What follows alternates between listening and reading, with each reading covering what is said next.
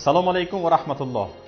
شوکتی محمد در خدمت شما هستم و برنامه خبری تحلیلی پیامنیوز را تقدیمتان میکنم. حالا توجه کنید به سرخط موضوعهای امروزه. رقسی 1 میلیاردی و ҳиммати 400 میلیونی در بودجه امسالای تاجیکستان نزدیک به 1 میلیارد سومانی برای رقص و بازی پیشبینی شده است. سفرزادا را رئیسجمهور وظیفه‌دار کرد شرکت‌های حسن اسدالله‌زاده نظارت کند.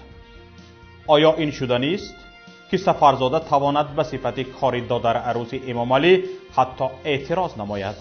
شرح همکارانم را در این باره خواهید شنید. روز به روز تعداد بازداشت شدگان با اتهام عضویت در اخوان المسلمین می افزاید. در دوام سال 2019 از 2164 کارخانه صنعتی تاجیکستان با سبب‌های گوناگون 149 کارخانه صنعتی از فعالیت باز مانده است. تماشابینان گرامی، امروز درباره از بودجه کشور برای رقص و بازی مبلغ جدا شده صحبت میکنیم. در بودجه امساله تاجیکستان نزدیک به 1 میلیارد سومانی یعنی 4% بودجه برای رقص و بازی پیش بینی شده است. با زبان رسمی برای گذرانیدن جشن و مراسم های فرهنگی و ورزشی. اگر باز هم رسمی تر کنیم برای فرهنگ و ورزش. اما چون فرهنگ حکومت کشور در رقص و بازی و ورزشش با دوی ملی محدود می شود، با هم زیاد رسمی نمی کنیم و می گوییم برای گذرانیدن جشن و مراسم های فرهنگی و ورزشی 972 میلیون و 620 هزار سومانی حکومت مبلغ جدا کرده است. یک مسئول وزارت مالیه در صحبت تلفنی به پیام گفت مصرف رقص و بازی نامیدن بودجه فرهنگ و ورزش درست نیست. مسئله این خیلی نیست که شما فکر میکنید اینجا ساختمان میدان تالارهای ورزشی، تئاتر و نمایشگاه‌ها، رشد خود فرهنگ و ورزش در کشور، جشن استقلالیت و سرقانون وحدت و غیره نیز در نظر گرفته شده است. واقعا ساختمان ورزشگاه‌ها و مکان‌های تفریحی از قبیل تئاتر و چایخانه رقص و بازی نیست. اما مسئله اینجاست که آیا در حقیقت این گونه انشاءات از حساب بودجه ساخته می شوند؟ دقیق کردن این کار چندان مشکلی نیست. به حسابات و خبرهای سال گذشته نگاه کنید. نوبسته از آن که سال گذشته هم برای همین هدف یعنی فرهنگ و ورزش 760 میلیون و 717 هزار سومانی جدا شده بود که از جمله ساختمان ورزشگاه ها را در بر می گرفت. همگی 3 یا 4 ورزشگاه از حساب بودجه ساخته شده است و خلاص. سرمایه گذار یا خود مبلغ گذارانی ساختمان اکثر کلی ورزشگاه ها و بنگاه های طبی و مرکز های تفریحی، همچنین 80% مکتب و باغچه صاحبکاران بودند. 80% گفتن به این معنی نیست که 20% مکتب ها از حساب بودجه ساخته شده اند. ما 80% گفتیم، شاید تماشابینان گرامی گمان کنند که 20% حکومت پول صرف کرده است برای ساختمان مکتب و ورزشگاه ها. این خیلی نیست. اون 20% از حساب گرانت و گاه قرض بنیاد یافتند. پس آیا همه 972 میلیون و 620 هزار برای جشن ها مصرف می شوند؟ تجربه نشان می دهد که نه. در اصل اکثر این مبلغ ها دزدیده می شوند. دزدیدن پول از این ساحه یعنی ساختمان بسیار آسان است. قبلا تا 50% آن را می دزدیدند. مثلا برای ساختمان انشاءات ورزشی یا فرهنگی 1 میلیون مبلغ جدا می شود. با 500,000 آن را بنیاد میکنند و 500,000 دیگرش را چند نفر به کیسه میزنند. یا برای جشنگیری استقلالیت 100 میلیون جدا میکنند و 50 میلیونش را میدزدند، 50 میلیون دیگرش را صرف میکنند. حاضر چی؟ حالا 90% مصرف این ساختمان ها و حتی جشن های دولتی از حساب صاحبکاران مردم عادی است. اما با وجود این مبلغ های هنگفت به این ساحه جدا کرده می شود. همه مصرف صاحبکاران می کنند، از مردم عادی پول جمع کرده می شود، باز هم از بودجه برای ساختمان این گونه انشاءات ها مبلغ جدا می کنند. این مبلغ ها کجا می روند؟ خبرهای رسانه‌ای شده در 1 سال گذشته نشان می دهند که واقعاً بیشتری مصرف های نه تنها جشن و مراسم های دولتی بلکه حتی سفرهای رئیس جمهور از حساب صاحبکاران و مردم عادی است. برای این نه تنها از صاحبکاران مبلغ جمع میکنند بلکه مردم را مجبور میکنند صدها نفر همراهان و بلیگویان رئیس جمهور را در خانه هایشان جای داده با خورد و خوراک تامین نمایند. برای مثال در جشن وحدت که سال گذشته در ناحیه رشت برگزار شد، بیش از 400 خانواده موظف شده بودند مهمانان عالی قدر را قبول کنند. اشتهای این مهمانان عالی قدر موضوع بحث دیگر است. انشاءالله در این باره در برنامه های دیگر خواهیم گفت. یعنی مقامات با بهانه جشن 2 مراتبه مردم را غارت می کنند. 1 مراتبه برای این جشن ها از بودجه که از حساب مردم تامین می شود مبلغ جدا نموده آن را می دزدند و مراتبه دوم مردم را مجبور می کنند برای جشن ها پول پرداخت کنند. صاحبکاران، گفت رئیس جمهور، من به شما تشکر می کنم، من به شما منتداری می کنم، مکتب سازید، باغچه سازید. اما درباره پول مصرف شده، یعنی پولی که باید مصرف شود از بودجه جدا شده است، کسی گزارش نمی‌دهد که اون پول‌ها به کجا می‌روند. حتی حکومت نگفت که این پول‌هایی که از بودجه سال گذشته جدا شده بود به کجا صرف کرده است.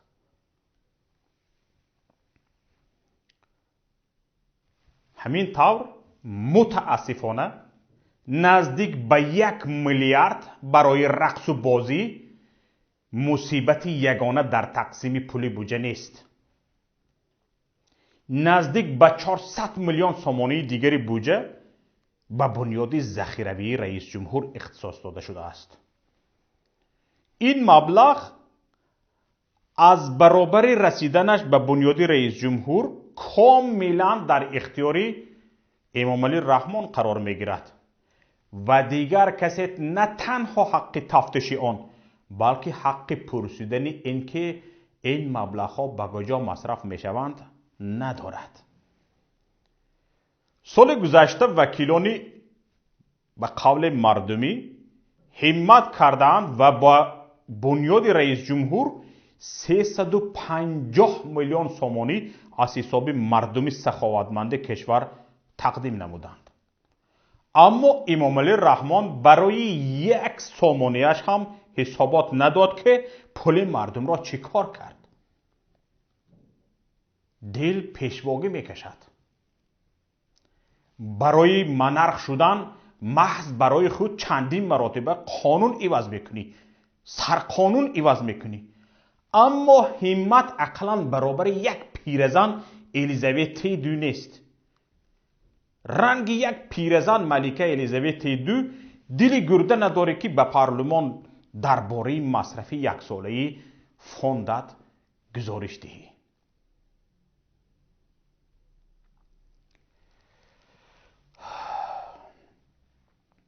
مشکل تقسیم بودجه با مصرف غیر عاقلانه و ظالمانه قریب 1.5 میلیارد سامانی پولی با عرق جبین جمع آورده و به دولت داده مردم تمام نمی شود. نصیب باشد با دست دادن فرصت وسیع‌تر در این باره خواهیم گفت. بنا به معلومات نشر کرده ایده از رسانه ها، شماره آنهایی که با گمان عضویت در سازمان اخوان المسلمین در منطقه های گوناگون تاجیکستان بازداشت شده‌اند به 70 نفر رسیده است. اما از روی اطلاع گرفته ما از دالان‌های مقامات انتظامی، حالا تعداد بازداشت شدگان با این اتهام از 1000 نفر گذشته است. هر روزه نام 10 نفر افشا شده ایستاده است که مقامات آنها را بازداشت کرده اند. با تفصیلات بیشتر از این خبر و علاوه چند خبرها از رسانه های دیگر، همکارم صفیه گزارش می دهد. جزئیات بازداشت‌های اخیر و اسامی نفرانی بازداشت شده در تاجیکستان هرچند با کندی ولی کم کم آشکار می‌شوند. منابع پیام از بازداشت حداقل 2 نفر در ناحیه استراوشن، 1 نفری از ظفرآباد و کانیبادام و وحدت و 2 نفر از حصار خبر دادند. در ناحیه استراوشن حداقل 2 نفر بازداشت شدند که از یکی آنها لطیفов عبدالصمد نام برده می‌شود. او تحصیل کرده دانشگاه الازهری مصر بوده است. نفری دیگر با اسم عبدالوهاب چند روز قبل دستگیر شده است که متاسفانه پیام نتوانست نسبش را معین کند. در آغاز بازداشت‌ها ساکن همین ناحیه فیض‌الله زینت‌الله که نیز تحصیل کرده الازهر بوده است بازداشت و بعد 10 روز آزاد شده است. در ناحیه کانیبادام قاری قرآنی 21 ساله با نام کریم جان بازداشت گردیده است. در ناحیه ظفرآباد نایب خطیب مسجد با نام بای محمد 10 روز قبل بازداشت شده تا هنوز اطلاعی درباره‌اش دسترس نشده است. قبلا منابع پیام از بازداشت چندین نفر در اصفهان خبر داده بودند که متاسفانه نامهایشان دسترس نگشت. رحیمов معروف ساکن دره رامیتی ناحیه وحدت که قبلا در دانشکده اسلامی درس میگفته است هفته قبل بازداشت گردیده است. طبق اطلاع منبع پیام از این ناحیه حداقل 7 نفر بازداشت شدند که نام و نسبشان به زودی نشر خواهد شد. حسنов صبحیدین معراج‌الدینویچ سال تولدش 1983 ساکن دهه افغان‌آباد جماعت سامانی ناحیه حصار که قبلا معاون رئیس حزب نهضت اسلامی تاجیکستان در این ناحیه بوده است، همراه با برادرش حسنов محمد اقبال 14 ینور بازداشت و به اداره پلیس ناحیه وحدت برده شده روز 17 ینور به دوشنبه آورده شده است. دیروز رادیوی آزادی با استناد به یک مقام بلندپایه دانشکده زبانهای تاجیکستان نوشت که این مقامدار تصدیق کرده است 5 استاد این دانشکده از سوی مقامات دستگیر شدند. او گفته است مقامات انتظامی به آنها هشدار دادند که از صحبت با رسانه‌ها در این باره خودداری ورزند. منبع افزوده است معلمان بازداشت شده از زبان عربی درس می‌دادند. سایت اخبار نیز با تکیه به منابعش روز 19 ینور نوشت تاج‌الدین یعقوبов مدیر کافدره زبان‌های دانشگاه ملی تاجیکستان نیز در میان بازداشت شده ها هست. منبع رادیوی آزادی نیز این خبر را تصدیق کرده اما مسئولان دانشگاه ملی از صحبت در این باره خودداری کردند. بجز از استادان دانشگاه‌ها اینچنین عبدالخالق حسنов یک تاجر تاجیک با گمان عضویت در سازمان ممنوع اخوان المسلمین دستگیر شده است. یاسین حسنов فرزند عبدالخالق حسنов روز 20 ینور به رادیوی آزادی گفته است پدرش را در آغاز ماه ینور امسال دستگیر کرده تا حال نشان ندادند. بعد از رفت کارهای ساختمانی در نیروگاه راغون حسابات دادن خیرالله سفرزاده مدیر کل جمعیت سهامی کشاده نیروگاه آبی برقی راغون به رئیس جمهوری تاجیکستان در مجلس وسیع حکومت امامعلی رحمان به او چند سپارش قطعی داده است. طور دفتر مطبوعاتی رئیس جمهور اطلاع می‌دهد امامعلی رحمان از سفرزاده اجرای با صفت کارهای ساختمانی در نیروگاه، استفاده مقصدناک بودجه در ساختمان راغون و سری مهلت به استفاده دادن نیروگاه را طلب کرده است.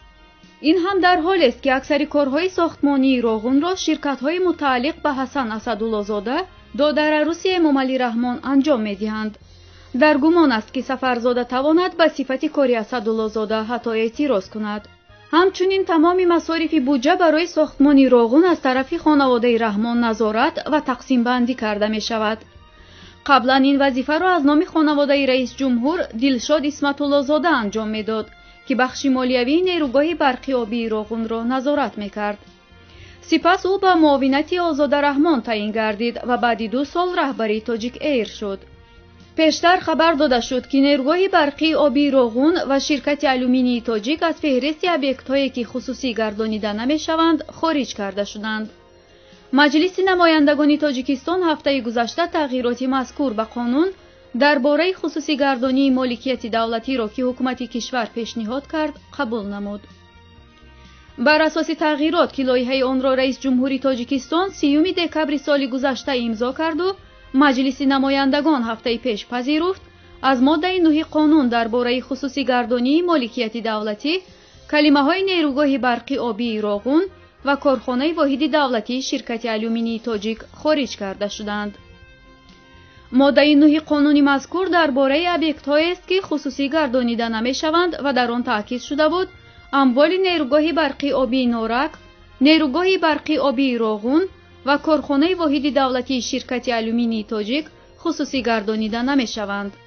با قبول تغییرات اخیر روغن و شرکت آلومینی تاجیک از این فهرست خارج گردیدند و حکومت حق فروش این 2 مخزن مهم اقتصادی کشور را پیدا کرد. تحلیلگران میگویند امکان بزرگی به چین دادن تالکا و از طرف عائله رئیس جمهور خصوصی کرده شدن روغن و یا حتی قسماً به چین دادن آن نیز وجود دارد. در دوام سال 2019 از 2164 کارخانه صنعتی تاجیکستان با سبب‌های گوناگون 149 کارخانه صنعتی از فعالیت باز مانده است. در این باره قاهر رسولزاده سروزیر کشور ضمن مجلس وسیع حکومت گزارش داد. بنا به معلومات داده قاهر رسولزاده حجم استحصال 59 نامگوی مالهای صنعتی نسبت به سال 2018 کاهش یافته، 4 نمودی مال عموماً استحصال نگردیده است. در این دوره در حدود کشور از 2164 کارخانه صنعتی با سبب‌های گوناگون 149 کارخانه صنعتی از فعالیت باز مانده، 128 کارخانه دیگر حسابات صفری پیشنهاد نمودند. در کاری مجلس حکومت مملکت وزیر مالیه فیض‌الدین قهارزاده ضمن حسابات خود تاکید داشت که سال 2019 نقشه قسمی درآمد بودجه دولتی تامین نگردیده واردات مبلغ‌ها 23 میلیارد و 200 میلیون سومانی را تشکیل داد که نسبت به نقشه پیشبینی شده 79 میلیون و 500 هزار سومانی کم می باشد. به قسمی درآمد بودجه سقورت اجتماعی و نفقه از حساب انداز اجتماعی 122 میلیون سومانی مبلغ کم وارد گردیده است. همچنین صفتی قسمی درآمد بودجه دولتی از حساب 3 نمودی انداز از جمله انداز از ارزش علاوه شده تامین کرده نشده است. در نتیجه پوره و درست به اینابت گرفته نشدن امکانیت‌ها و اقتدارهای موجوده مخصوصاً در سطح ضروری به راه مانده نشدن نظامی به نقشه‌گیری و بودجه کنونی 9 شهر و ناحیه‌های جمهوری عهده‌داری‌های اندازی خود را در نزد بودجه تأمین کرده نتوانستند. اینجا به پایان برنامه رسیدیم. برنامه‌های دیگر ما را در شبکه‌های اجتماعی و پایگاه پیام.net پیگیری کنید. هر خبر و رویداد را شاهد شدید لطفاً به رقم 49 15 16 46 15 947 توسط پیام رسان‌های واتساپ، وایبر، ایما یا تلگرام فرستید. لطفاً مشترک شدن به کانال یوتیوبی ما و نوشتن نظر خود درباره نوار را فراموش نکنید. پخش تگمه معقول شد را لطفاً دریغ ندارید. همچنین پخش تگمه زنگوله به شما امکان می دهد که برابر نشر نوارهای ما در یوتیوب شما در حال باخبر شوید. در پناه الله بمانید. السلام علیکم و رحمت الله.